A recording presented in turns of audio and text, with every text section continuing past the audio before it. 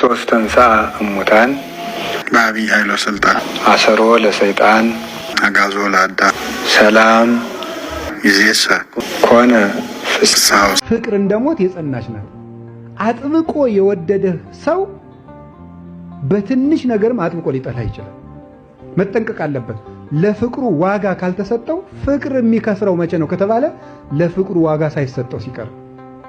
ፍቅር ክብር ካልተሰጠው ይጠፋል። ፍቅር ክብርን መንካት የለበትም። ክብር ፍቅርን መንካት የለበትም። በመዋደድ ሰበብ የሚጠፋ ክብር መኖር የለበትም።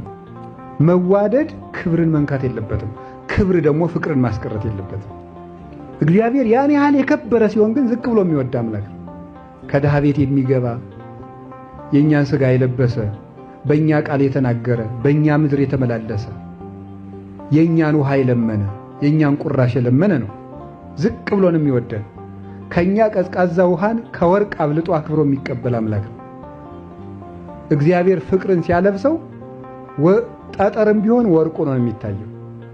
እግዚአብሔር ከገፈፈው ደግሞ ወርቅ ከጠጠር ይልቅ የተናቀ ይሆናል፣ ያነሰ ነው የሚሆነው። አብዛኛው ባለትዳር የሚጣላው ተፈጥሮ ነው። አንድ ሰው ከማግባቱ በፊት ሴት ምን እንደሆነች፣ ባል ወንድ ምን እንደሆነ ማወቅ አለበት። ታውቃላችሁ አይደል? አሁን ሴት ለምሳሌ የተፈጥሮ ግዳጅ አለባት፣ በወር የለባትም። በዚያ ጊዜ ሴቶች ያማቸዋል፣ ጠባያቸው ሁሉ ይከፋል። ያንን ሳያውቁ መግባት እንዴት በሰሙን ጠባይሽ ይከፋል ማለት አይቻልም። ግዱን ያማታል። ይህንን ማወቅ ይገባል። የተፈጥሮ ልዩነትን ማወቅ ይገባል። ሴቶች ምስጋና ወዳጆች ናቸው። ምስጋና ስለሚወዱ ሚስትን ማመስገን ነው ማለት ነው። ጨው የበዛበት ወጥ ብትሰራም ዛሬ የሰራሽው ወጥ እጹብ ነው ማለት ነው። ከሰደቧት ግን ነገ እንጃ የምትጨምረውን እንግዲህ ማለት ነው። አጉል ነው። ስለዚህ ምንድን ነው ሴቶች ምስጋና ስለሚወዱ ማመስገን። ወንድ ደግሞ ምን ይፈልጋል? መታዘዝ ይፈልጋል። አይደለም? መታዘዝ ይፈልጋል። ማዘዝ ነው። ለምን? የክርስቶስ ምሳሌ ራስ ስለሆነ መታዘዝ አለበት ማለት ነው። ስለዚህ ባል ሲታዘዙ ይወዳል፣ ሚስት ሲያመሰግኗት ሲንከባከቧት ትወዳለች። አሁን የዛሬው ባልና ሚስት ዋናው ጣው ምንድነው? ጊዜ አይሰጠኝም። እኔን ቁጭ ብሎ ማውራት ደስ አይለውም። በቃ ሌላ ችግር እኮ የለው። ይህ እኮ ቀለል ያለ ነገር ነው። እናንተ ቁጭ ብላችሁ አታወሩም ወይ? ለምን የማታወሩትና ስጦታ አይሰጠኝም? ይሄ ነው ጣው ማለት ነው። ብዙዎቹ ስለምናገኛቸው ቢሞት ለእኔ ስጦታ ገዝቶ አያመጣም። ይኸውላችሁ ደግ ስራውን እኮ ነው ሴቶቹ፣ ክፉ ስራውን እኮ አይደለም። እንግዲህ ገንዘቧን ይስጠኝ የምትል ለምን ብላ ነው? ይሄ ደግነት አይደለም እንዴ? ስለዚህ ገዝቶ ምን ማድረግ ነው? መስጠት። ውሎ ሲገቡ ስጦታ ማምጣት፣ ማመስገን ደጋጎች ነው። ከዚያ በኋላ እናቶቻችን ችግር የለባቸውም። ለመርዳት ስለተፈጠሩ ማስታመሙን ማን ያስታመማል? ማብላቱን ማን ይፈተፍተዋል? እናቶቻችን በእውነት ችግር የለባቸው።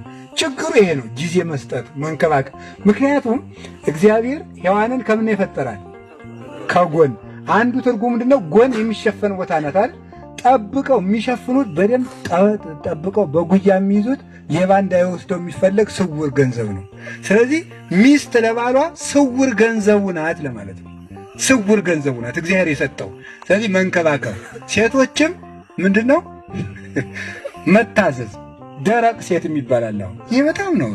ወንዶችም ሚስቶቻችሁን ተረሳላችሁ፣ አታጫውቷቸው። እናቶቻችን እኮ ክብራቸው ባይበሉም ባላቸው ቁጭ ብሎ ማዕድ ማቅረብ ነው። ይህ ደስ ይላቸዋል። እና እሱ በሜዳው በልቶ ሲመጣ ይከፋታል። እየሰማችሁ ነው? እንደዚህ ካረጋችሁ አብራችሁ በጤና ትኖራላችሁ ማለት ነው። ሴቶች መታዘዝ፣ ወንዶች አቤት መንከባከብ፣ ሌላስ ማመስገን። እንደገና ደግሞ ምንድነው? ስጦታ አርጉ። ይሄን ካረጋችሁ ነገ ጀምራችሁ በሰላም ነው የምትኖሩ። ይሄን አድርጉ። ቁጭ ብላችሁ ሚስቶቻችሁን አውጉ። ዙረት አታብዙ። ከሚስት አቤታችሁ ቁጭ ብላችሁ ብሉ። በየሜዳው እየበላችሁ አትምጡ። ይሄን አረጋችሁ። ደግሞ ሴቶችም ደግሞ ትዳርን የሚጠብቀው እግዚአብሔር ነው። ሰው በሀገር ስለተለያየ ትዳር አይፈርስም። ሕሊና ካላችሁ ማለት ነው። ትዳርን በቁጥጥር አትጠብቁት። አንዳንዱ ሰው ትዳሩን በስልክ የሚጠብቀው ይመስለዋል። ደህና ነሽ፣ እንዴት ነሽ፣ ረቡዕ ዕለት የደወለልሽ ማን ነው ብሎ ትዳሩን የሚያስከብረው ይመስለዋል። አይደለም እኮ ትዳርን የሚጠብቅ ማን ነው? እግዚአብሔር ነው። ሴቶችም ወንዶችም ቅናታችሁን ማቆም አለባችሁ። የማይረባ ቁጥጥር ነውር ነው በእውነቱ ማለት ሴቶችን ወንዶች ሴቶችን ቢሆን ማናት የደወለችን? እንዴት በ4 ሰዓት ደወለችን? ለምን? እኔ ብዙ ባለ ትዳሮችን ሸምግዬ ስለማውቅ ነው። እንዴት በ5 ሰዓት ደወለችን? ለምንድን ነው ከሷ ጋር ታይ የምትጠጣ የሚሉ ሰዎች አሉ በእውነቱ ማለት። እግዚአብሔር ካለ ጦርነት የላያየውን ትዳር እግዚአብሔር ግጥም አድርጎ መልሶ መስመሩን ሰራው በእውነቱ ማለት። የሁላችሁም የፈረሰባችሁን ይስራላችሁ እግዚአብሔር። ትዳር ክቡር ነው። ጊዜ ሲገጥም ጥሩ ባለ ትዳር የሚሆን ስደት ሲመጣ ምን አደርጋለሁ አንተም ቀረ ሌላ ገባው አይባልም። ኖሩ መጠበቅ መሰደድ። መነኩሴ እኮ ለቆቡ እንደሚሰደድላት እናንተም ትሰደዳላችሁ ማለት። ለትዳር የተከበረ የክርስቶስ ምሳሌ ስለሆነ ይሰደዱለታል። እንደ ቆብ እንደ ምንኩስና እንደ ቀሚስ ሰማዕትነት ይቀበሉለታል። ትዳር ትልቅ ነገር የቤተ ክርስቲያን ሰንሰለት ስለሆነ አሁን እንዲያው ከእናንተ መካከል ለትዳሩ ይሰደዳል። እንኳን መሰደድ በስድብ የምትፋቱ እኮ ናችሁ እናንተ። ማፈሪያ ሁላ እኮ ነው ያለው ሰው። እንዲያው አሁን ሰው ነኝ ብሎ እኮ እንዲያው በእውነቱ ትዳር እንዲቀላል መሰላችሁ? ትዳር እኮ የህብረት ስራ ማህበር እኮ አይደለም፣ የተከበረ እኮ ነው። ስንፈልግ እቁብ ነው በሉ እንግዲህ እኔም ቤት ልሰራ ስላሰብኩ እቁብ ልወጣ ነው የሚባል ይሄ ነው። እንዲያው ትዳርን ያህል ነገር በስድብ መፋታት፣ በሆድ መፋታት፣ በነገር ስራ መፋታት ነውር ነው። እናቶቻችን ለትዳራቸው ይሰደዱ ነበር። ያገባችሁም ትዳራችሁ እንድታከብሩ እግዚአብሔር ይርዳችሁ።